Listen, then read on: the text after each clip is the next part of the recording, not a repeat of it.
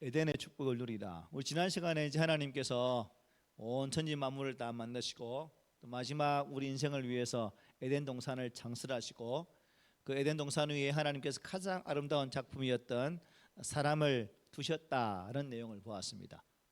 하나님께서 그 에덴 동산에서 언약을 맺으시고 생명나무의 열매를 먹을지언정 선악을 알게 한 나무는 먹지 말라라고 말씀하셨어요. 그러나 먹는 날에는 반드시 죽는다라고 말씀하셨지만 이 하나님께서 만드신 인간, 사람이 첫사람 아담이 자신의 자유의지를 선한 방향으로 하나님께 기뻐하시는 방향으로 사용했다면 좋으련만 그렇지를 못했다는 것입니다. 자신의 의지로 에덴 동산에 거한 것도 아니라 전적인 하나님의 은혜와 사랑으로 그 동산에 두신 바 된 은혜로 누리는 그 누림으로 말미암아 살면 되는데 그 누림을 자신이 하나님처럼 되려고 했던 자기가 하나님이 되고자 욕심 부림으로 말미암아 참 아무것도 필요 없이 그냥 거하고 누리기만 될 그 에덴의 축복을 자기의 발로 차버리는 그런 결과를 가져왔고 하나님께서는 그들을 그 동산에서 쫓아내시는 장면을 우리가 보았습니다. 아담과 하와가 에덴 동산에 거하는 은혜가 우리의 삶에 적용해 보면 값없이 받은 은혜라고 표현할 수 있고 예수 그리스도가 십자가의 구속의 은혜로 말미암아 우리에게 주신 구원의 생명이 우리의 노력이 아닌 전적인 하나님 편에서 주어진 은혜라고 고백하고 산다면 이제 오늘 이 시대 속에서 우리가 구원받은 자로서 또 하나님께 장차 하나님 나라 그 에덴의 나라에 우리를 부르셔서 아담과 하와가 누렸던 그 아름다움의 은혜를 장차 우리에게도 하늘나라에서 허락하실 것입니다. 그러므로 우리 믿음의 사람은 언제나 그 하나님의 나라 소망의 나라를 갈망하면서 매 순간마다 이 땅 위에 살아가는 이 삶이 우리 살아가는 삶의 자리가 그냥 아무렇게나 목적 없이 의식 없이 사는 것이 아니라 장차 거룩한 나라 천국에서 누리게 되어질 그 나라를 위한 훈련의 과정을 삼는다면 가나안 40년 동안 광야에서 고생했던 것 그것을 의미해서 산다면 우리의 삶의 자리가 비록 힘들지라도 훈련이라는 입장에서 맞이한다면 그 고난 동안 뭐예요? 은혜다라고 고백할 수가 있을 것 같습니다. 그런데 우리 인생은 고난을 싫어하잖아요. 고난을 은혜라고 생각하지 않잖아요. 그죠? 고난은 힘든 것이고 하나님께서 나를 싫어하는 것일까라는 그러한 잘못된 생각도 할 수 있다는 사실입니다. 그래서 오늘 이제 그러한 생각을 가지고 이제 또 하나님께서 에덴 동산에 두셨던 지난 주간에 쏙 빼먹었던 그 강에 대해 살피면서 은혜의 강, 생명의 강의 그 능력이 우리의 삶 가운데 있고 또 그것을 통해서 그 은혜로 인해서 기꺼이 비록 아담과 하와는 순종의 삶을 살지 못했지만 이 땅에 사는 우리들은 성령 안에서 주신 말씀을 부여잡고 아름다운 순종의 삶으로 나아가는 그 회복의 은혜가 있기를 소망합니다. 오늘 본문 10절은 이렇게 시작해요. 강이 에덴에서 흘러나와 동산을 적시고 거기서부터 갈라져 내 군원이 되었다 말씀합니다. 특별히 공동번역은 이렇게 번역합니다. 에덴에서 강 하나가 흘러나와 동산을 적신 다음 네 줄기로 갈라졌다라고 이렇게 공동번역은 이렇게 해석합니다. 그리고 표준 세번역은 이렇게 말합니다. 강 하나가 에덴에서 흘러나와 동산을 적시고 에덴을 지나서는 네 줄기로 갈라져 네 강을 이루었다라고 해석을 해주고 있습니다. 네, 사죠, 사, 동서남북 방위를 가리킵니다. 결국 이 사는 온 세상을 의미한다고 볼 수가 있어요. 에덴에서 이름을 알 수 없는 강이 출발합니다. 동산을 풍성하게 적십니다. 동산을 벗어난 다음에는 네 줄기로 갈라집니다.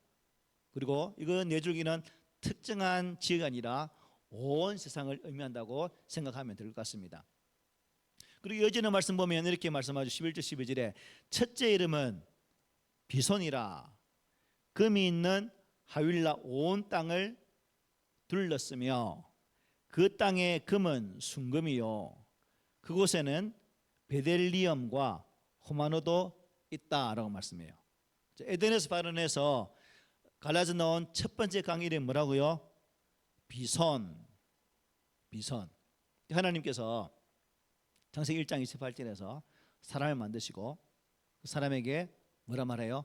생육하고 번성하고 땅에 충만하라고 말씀하셨죠. 비손이란 뜻이 바로 그겁니다. 생육하다, 번성하다, 발전하다, 성장하다, 풍성하다, 막 증가한다 그런 뜻이 이 비손이라는 강의 이름에 뜻이 담겨 있습니다. 제가 혼밥을 즐겨하잖아요. 반찬 숫자는 별로 많지 않아요. 배추김치, 고구마 줄기김치, 잔멸치 볶음, 국물, 은혜가 넘치면 상추쌈, 더 은혜가 넘치면 또 뭐 삼겹살, 이래 고기도 구워 먹습니다 혼자서. 그런데 어느 날 여러분 밥을 먹는데 혼자 밥을 먹는데 불현듯 느닷없이 갑자기 내 가슴에서 뭉클하는 거예요. 왜 그랬을까요? 아니 혼자 무슨 거 아니고 그것도 맞는데 갑자기 뭘 생각하냐면 사람이 지구촌에 사람 몇 명 80억 가까이 돼가잖아요. 이제 70 넘었으니까 사람이 이렇게 지금 굶는 사람도 있지만 우리는 평소에 많이 덜 쉬잖아요, 그죠? 갑자기 생각해, 이렇게 많이 먹어도 끝이 없는 게 우리 먹을 거구나. 그러면서 먹는 게 그냥 선나 반찬도 있지만 갑자기 먹는 게 감사가 되는 거예요. 그래서 생각하기를 지금 죄된 속성 가운데 살고 있는 우리가 하나님 저주를 받아서 이 땅에 살고 있는 사망 가운데 가는 삶을 살고 있는 우리가 이 사망 가운데서 이렇게 풍족하게 먹고 살 수 있는데 만약 그 에덴의 동산에서 하나님과 함께 거하는 풍성한 삶을 살았다면 얼마나 더 풍성했을까라는 그 생각하니까 이 감격이 되대. 그냥 밥 먹다가 혼자서 또 죄송합니다. 미염, 치읓, 니언처럼 갱년기에 눈물만 다 하는가요? 저는 밥을 먹다가 혼자서 울었다니까.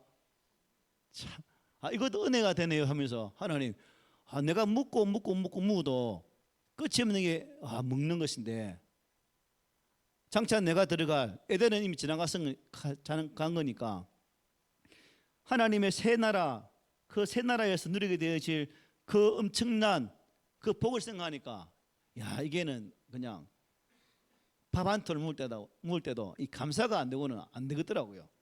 그래서 혼자서 청성을 부리면서 이렇게 먹은 기억이 납니다.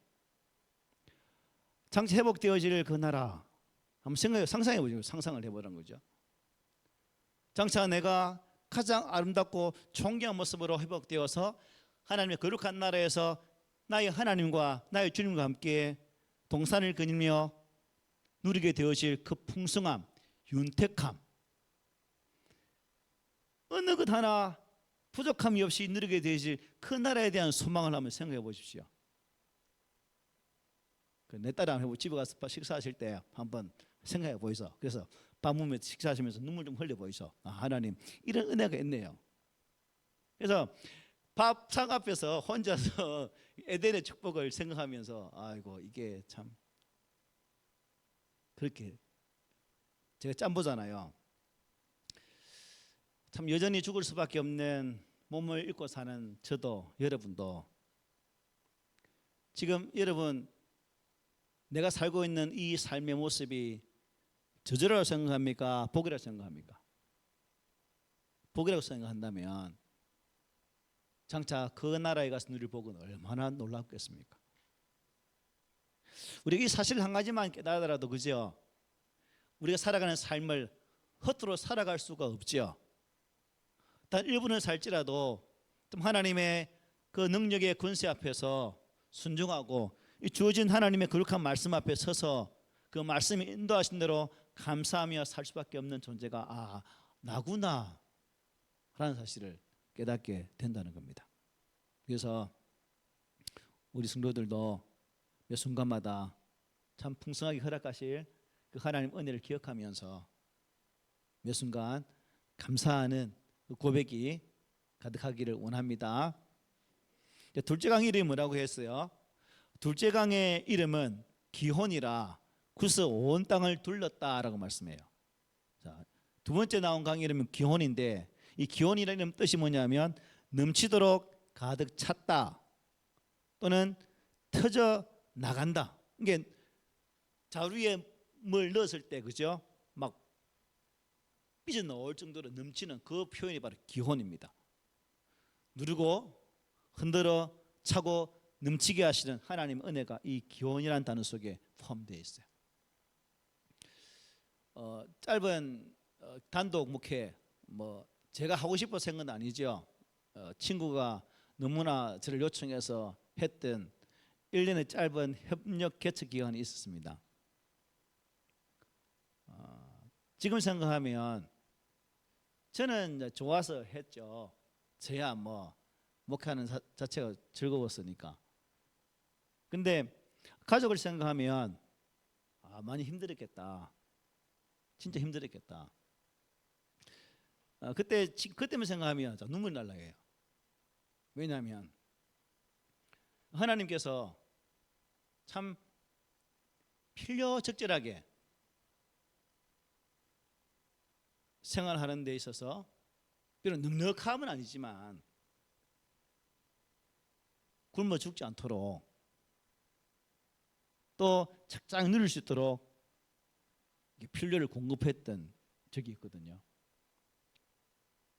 그때 교회에서 이제 같이 협정하다 보니까 두 목사가 이제 받는 생활비라야 그야말로 조금만 했죠. 우치소 이제 성찬이 1학년, 2학년 입학할 그 당시입니다. 그래서 한 달에 30을 받고 살았는데, 그래 이제 기도할 수밖에 없죠. 하나님, 요가권엔 애들 학교 가야 되고 학교 사야 되고 하는데 이게 도저히 답이 안 생기는데 하나님, 그런 기도를 많이 했어요. 새벽기도 가면 목사 부부 밖에 안 오는 그런 새벽기도였지만 늘 앉아가지고 막 기도하다가 집에 오고 했는데, 근데 하나님께서 아주 적절하게 사람을 연결시켜 주시고 필요한 만큼, 아까 말했 넉넉한 건 아닙니다. 그래도 쓰고 죽지 않을 정도로는 항상 채워주거든요. 제자 한 명이 생각도 못했죠. 제자 한 명이 미국 보잉사 7년 계약직으로 가면서 연봉을 그 당시에 참 많이 받았어요. 놀라지 마세요. 연봉이 1억 5천. 1억 5천을 받으면서 미국에서 연락이 오기를, 어떻게 해요? 목사님 힘드신데 지금 섬기는 교회 절반, 목사님 개인 생활비 제가 절반 이렇게 후원하겠습니다 하더라고요. 그래서 매달 65만 원이 온 거예요. 매달. 그리고 그 몇 개월 이렇게 썼어요. 그래서 갑자기 그 교회, 미국 교회 목사님이 그 사실을 알고 본교를 섬겨야지 왜 또 딴 교회 섬기나 또 이 말씀 하셔가지고 하던 것도 어느 순간 또 잘라졌어요. 잘라지는데 애양원에 가게 되었어요. 애양원에 아내하고 제 모친하고 애양원에 갔는데, 그때 이사를 하고 막 돈이 필요한 때였는데 우리 외숙모님께서 봉투에 정확하게, 그때 정확하게 250 빌렸거든요. 10원 에너지 없이 그대로 250만 원 딱 봉투에 딱 들어가요. 허승이 필요할 것 같아 하나님 주라 해야 쓰시라 해야 주시더라고요. 이런 은혜가 있었어요. 그래서 우리가 살아가는 왜 이 말을 하냐면, 부족할 것도 같고 모자랄 것도 같고, 지금 내가 목회하는 그 생활이 아니라 여러분 삶의 자리도 마찬가지예요. 어려울 것 같은데도 불구하고 하나님은 내 삶 속에 들어오셔서 내 삶을 살아갈 수 있도록 인도하신다는 거예요. 이게 은혜죠. 이게. 그래서 비손, 기혼 차고 흔들어 넘치도록 채우신 하나님, 택한 자녀에 대해서는 끊임없는 관심과 사랑으로 돌보시고 인도하시는 하나님, 그 사랑이 저도 여러분에게도 뭐예요? 있다는 사실이죠. 이게 더할 나위 없는 감사 아닙니까? 감사. 내가 누리는 그 은혜의 크기는 다를 수도 있어요, 그죠? 제가 생각하는 은혜의 크기와 여러분들이 생각하는 은혜의 크기는 달라질 수 있어요. 하지만 그 자그마한 은혜일지라도 하나님 편에서 주신 것이라면 우리는 감사할 수밖에 없죠. 영원한 사망의 자리에서 불과 용불이 타는 그 지옥 구름텅이에서 뜨거운 삶을, 뜨거운 인생을 살 수밖에 없는 저와 여러분들을 구원하셔서 하나님의 거룩한 나라에 인도하신 그 사랑이 우리 인간의 편의 말로 어떻게 표현할 수 있겠습니까? 그러므로 환경 때문에 또 여건 때문에 우리가 힘들어할 수 있고 또 수고로울 수도 있겠지만 그 환경과 여건 때문에 아파하지 마시고 그 환경과 여건 속에서도 하나님은 나와 함께 하신다는 사실 앞에 우리가 더 감사의 자리로 나갔으면 좋겠다는 생각이 듭니다. 아무튼 기혼이라는 말은 부족이라는 것이 전혀 없는 그런 의미다라는 생각을 해보십시오. 하나님께서는 여러분들에게 지금도 부족함이 없도록 인도하십니다. 그 사실을 믿고 삽시다. 세 번째 강 이름 뭐예요? 14절에 어떻게 말합니까? 셋째 강의 이름은 히데겔이라, 아수르 동쪽으로 흘렀다 말씀해요. 자, 세 번째 강 히데겔 의미가 뭐냐면 능력, 그러니까 에너지가 넘치는, 기운이 찬, 화살처럼 빠른 그런 의미가 담겨 있습니다. 하나님 나라는 이렇게 뭐가 있다는 거예요? 에너지가 넘치고 기운이 넘치고 화살처럼 빠르게 하나님 은혜가 전파된다는 의미로 히데겔이라고 쓰고 있습니다. 우리 영혼을 순식간에 사로잡아서 완전히 변화시키시는 하나님, 이 은혜를 누리게 된 사람은 이제까지와의 그러한 완전히 다른 삶을 살 수가 있는 거죠. 여러분의 삶의 AD와 BC를 한번 구분해 보십시오. 내가 어떤 위치에서 어떤 시간대에 내 삶의 터닝 포인트를 가져왔는지, 삶의 변화를 가져왔는지. 예수를 만나서 내 삶의 방향이 바뀐 분도 계실 것이고, 예수를 만났을지라도 긴 시간 동안 신앙의 이유와 구원받아야 될 목적도 알지 못하고 살아갈 때에 살았던 나의 모습과 또 그 순간 받았던 그 은혜로 바뀌어진 그 상황도 있을 것이고, 그래서 우리가 내 삶 속에서 하나님의 이러한 은혜의 능력이 화살처럼 빠른 하나님의 은혜가 임하게 되면 저도 여러분도 어떻게 해요? 변화될 수밖에 없다는 거예요. 문제는 하나님은 변화의 주역인데, 변화의 주체인데, 그 변화시키시고자 하시는 하나님의 손길을 내가 거부해버린다면 변화될 수 있을까요? 안 되겠죠, 그죠? 그래서 우리는 하나님 은혜의 손길이 내게 미칠 때 내가 할 수 있는 것은 하나님 저를 마음껏 다듬어 달라는 그 맡김의 은혜가 필요하죠. 하박국 선지자 보십시오. 하박국 우리 3장 10절 잘 하잖아요, 그죠? 공동번역을 보니까 아주 더 재미있게 되어 있습니다. 비록 무화과는 안이 열리고 포도는 달리지 않고 올리브 농사는 망하고 박곡식은 나지 않아도 비록 우리에 있던 양떼는 간 데 없고 다 도망가고 없다는 거죠. 목장에는 소떼가 보이지 않아도 의지는 말씀이에요. 나는 여호와로 인해서 환호성을 지르겠습니다. 나는 내게 남은 것은 아무것도 없을지라도 쩔쩔쩔 다 망해서 아무것도 없다 할지라도 하나님 내게 주신 그 구원의 하나님만을 내가 마음껏 환호하면서 내가 기뻐 부르겠습니다는 고백이 하박국 선지자의 고백이에요. 우리는 죽었다 깨어나도 못하겠죠. 이런 고백이 어떻게 가능할까? 아무것도 없는데.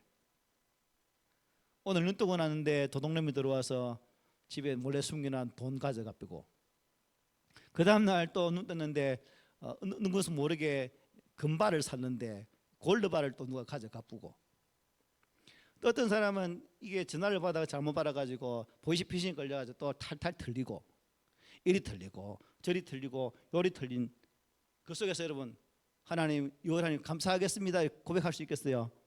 이놈의 내 인생은 왜 이래?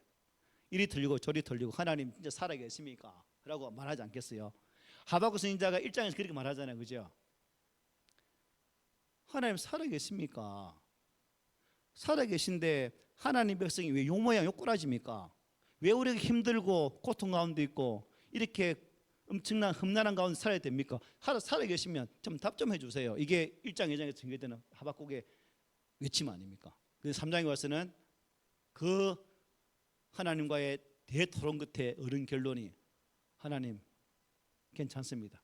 이것도 없어도 저거 없어도 하나님이 나의 구원주가 되시니 나는 기뻐하고 한호하고 질리며 감사합니다라고 고백하잖아요. 내 신앙이 언제 이렇게 바뀔 수 있을까요? 나도 이렇게 바뀌어야 되겠는데. 하나님 나라는 참 다양한 것 같아요, 그죠? 저도 여러분도 성격이 다 다르잖아요. 우리 교회 공동체의 숫자만큼 우리의 신앙 색깔로 다 다양해요, 그죠? 자, 그렇다면 하늘나라에 가면 하나님 나라에서도 그 각각의 사람마다 받는 은혜도 다 다양할 거예요. 저마다 고백되어지는 입술의 고백 또한 각각 다 다를 거예요. 그러나 그 다 각양각색의 사람들이 입술을 통해서 고백되어질 하나님 은혜는 수천 가지지만 결론은 은혜 앞에 감사할 수밖에 없다는 겁니다. 하나님께서 여러분의 삶 가운데에 이러한 희대의 은혜, 즉 빠르고 차고 넘치도록 부으신 은혜가 있다는 사실을 여러분 억지로라도 한번 기뻐해 보지 않을래요? 억지로라도.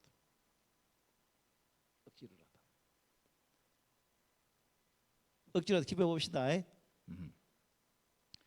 그 네 번째 강 이제 네 번째 강이 더 맞춰간다, 그죠? 넷째 강은 뭐다? 유브라데더라. 유브라데. 이게 뭐냐면 이 뜻이 뭐냐 보니까 결실하다, 유익하다, 달콤하다, 풍성하다 한 뜻이에요. 그러니까 하나님 나라는 결국 뭐예요? 더할 나위 없이 뭐 하다는 거예요? 아, 달콤하구나, 풍성하구나, 참 유익하구나 라는 것을 느낄 수가 있는 거예요. 하나님께서 에덴 동산의 이 네 가지의 강의 이름을 통해서 장차 우리에게 주어질 그 하나님 나라에서 펼쳐질 그 은혜가 얼마나 크고 놀라운지를 이미 이것을 통해서 말씀하고 있다는 겁니다. 그런데 중요한 것은 이 모든 것이 어떻게 주어진 거예요? 값없이. 나의 노력과는 상관없이, 나의 수고와는 상관없이 그냥 주어진 것이다라고 말씀할 수 있죠. 그런데 우리가 여기서 이제 잊어버리면 안 될 게 뭐냐면, 안타깝게도 첫사람은 이걸 누리지 못했다는 거죠. 자신의 순간적인, 서두에서 말씀드렸지만 선택하는 그 선택의 순간 찰나의 결정을 통해서 영원토록 하나님과 동행할 수, 은혜를 누릴 수 있지만 자기 자신이 하나님이 되고자 하는 그 욕심 때문에 이 은혜를 그냥 누리지 못했고 영원한 저주, 영원한 사망을 자초하고 말았다는 겁니다. 이게 우리 인생들입니다. 이 저주로 인해서 영적 죽음이 왔죠. 육체적인 죽음이 왔죠. 환경적인 저주를 우리가 지금 매일매일 누리고 살고 있습니다. 살아가는 우리 인생의 연수만큼 그만큼 고달프고 힘든 과정 속에 있다는 거죠. 결국 값없이 누리고 있었던 에덴 동산에서 쫓겨난 첫사람, 우리는 그 사람의 삶의 발자취를 따라가야 돼서는 안 되겠죠. 우리는 그러한 죄의 굴레로부터 그것을 끊어버리고 오직 하나님 안에서, 예수 그리스도 안에서 우리 믿음의 삶을 살아갈 수 있는 그러한 모습. 그래서 축복을 박탈당하는 것이 아니라 예수 그리스도 안에서 축복을 어떻게 해요? 누려야 되죠. 누려야 됩니다. 저도 여러분도 이 누림이 있으면 좋겠습니다. 에스겔 선지자가 에스겔 47장에서 이렇게 고백합니다. 성전의 앞면이 동쪽을 향하는데 그 문지방 밑에서 물이 나와 동쪽으로 흐르다가 성전 오른쪽 제단 남쪽으로 흘러내리더라. 그가 또 나를 데리고 북문으로 나가서 바깥길로 꺾여 동쪽을 향한 바깥문에 이르러시기로 본즉 물이 그 오른쪽에서 서며 나오더라. 그래서 성전에서 성소로부터 강물이 흘러나오는 장면을 지금 말씀하고 있는 거예요. 이어지는 구절에 보면 이렇게 말합니다. 이 강물이 이르는 곳마다 번성하는 모든 생물이 살고 또 고기가 심히 마르리니 이 물이 흘러 들어가므로 바닷물이 되살아나겠고 이 강이 이르는 각처의 모든 것이 살 것이다. 회복이. 이 하나님의 성전에서 나온 이 물은 온 대지를 뭐 하는 물이에요? 회복시키시는, 새로운 생명으로 회복시키는 그런 물인 것을 알 수 있죠. 그리고 12절에 이렇게 말합니다. 강 좌우의 가에는 각종 먹을 과실나무가 자라서 그 잎이 시들지 아니하며 열매가 끊이지 아니하고 달마다 새 열매를 맺으리니 그 물이 성소를 통하여 나옴이라. 그 열매는 먹을 만하고 그 잎사귀는 약재료가 되리라 말했습니다. 그 강물이 지나는 곳마다 생명이 살아났습니다. 만물이 소성했습니다. 번성했습니다. 에덴 동산에서 발현한 그 네 가지의 강과 아주 흡사한 그런 모습을 에스겔 선지자가 환상 중에 이 말씀을 우리에게 주고 있는 거예요. 또 요한 사도는 이렇게 고백합니다. 요한계시록에서 22장에 새나라 이렇게 말하죠. 또 그가 수정같이 맑은 생명수의 강을 내게 보이니 하나님과 및 어린 양의 보좌로부터 나와서 길 가운데로 흐르더라. 강 좌우에 생명나무가 있어 12가지 열매를 맺되 달마다 그 열매를 맺고 그 나무 잎사귀들은 만국을 치료하기 위하여 있더라 하고 말씀했어요. 하나님과 어린 양 예수 그리스도의 보좌로부터 강물이 흘러나왔다는 거예요. 그게 뭐가 됐다고요? 생명수 강이 되었다는 거죠. 생명수 강.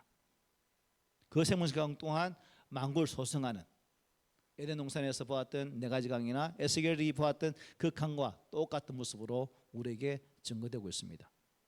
그러므로 오늘 본문의 에덴 동산의 네 강이나 성소로부터 흘러나와 온 지면을 흘렸던 에스겔이 보았던 그 강이나 사도 요한이 장차 하나님의 나라를 보게 되어질 그 강은 윤택함이라고 볼 수 있는 것이고 소성함이라는 것을 볼 수 있는 것이고 우리를 회복시키는 그런 에너지가 된다는 사실을 성경은 분명히 말씀해 주고 있습니다. 그래서 예수님은 그 생명수가 되셔서 어떻게 말씀하셔요? 요한복음 4장에서 이렇게 말씀하죠. 내가 주는 물을 마시는 자는 어떻게 영원히 목마르지 아니하리니 내가 주는 물은 그 속에서 영생하도록 솟아나는 샘물이 되리라. 사마리아 여인과의 대화 속에서 이 말씀을 하셨어요. 그리고 요한복음 7장입니다. 나를 믿는 자는 성경의 이름과 같이 그 비에 생수의 강이 흘러나오리라 하시니 이는 그를 믿는 자들의 받을 성령을 가리켜 말씀하신 것이라. 성령이 우리의 생수의 강이 된다는 거죠. 그래서 우리는 매 순간마다 이 성령의 은혜를 받아야 소성케 되어지는 또 풍성케 되어지는 그러한 윤택함을 누리는 삶을 살아갈 수가 있는 거예요. 결단코 나의 힘으로 살려고 아둥바둥 밟은 튀지 마시고 매 순간순간마다 이 성령의 에너지를 받고자 애쓸 수 있는 그런 모습이 우리 가운데 있기를 소망합니다. 시간이 많이 지났나요? 아주 많이 안 지났죠? 네, 조금만 좀 많이 남았죠. 더 할게요. 한 가지 더 우리가 볼 게 뭐냐면 이 비송강이 흐르는 땅을 채우고 있었는데 보니까 금도 있고 그죠? 베델리엄도 호마노 등 보석 같은 것을 말씀하고 있죠. 그죠? 강이 흐르는데 보석이 금 보석이 있어요. 자, 이것은 무엇을 가리킬까? 요한 사도가 계시록에서 이렇게 말해요. 우리 함께 읽어봅시다. 시작.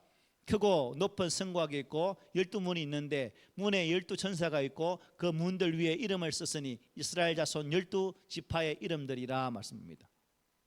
하나님께서 창세 전부터 구원하기로 작정하신 모든 사람들 이름 다 가르쳐요. 출애굽기에 보면 성경 안 읽을게요. 이제 성경을 적어봤는데 제사장이 이게 흉판에 그죠? 12돌 보석을 박잖아요.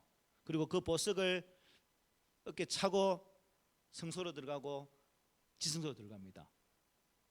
이제 이 말씀과 빗대어 생각해 보면 12돌은 보석은 누굴 가리키는 거예요? 우리예요.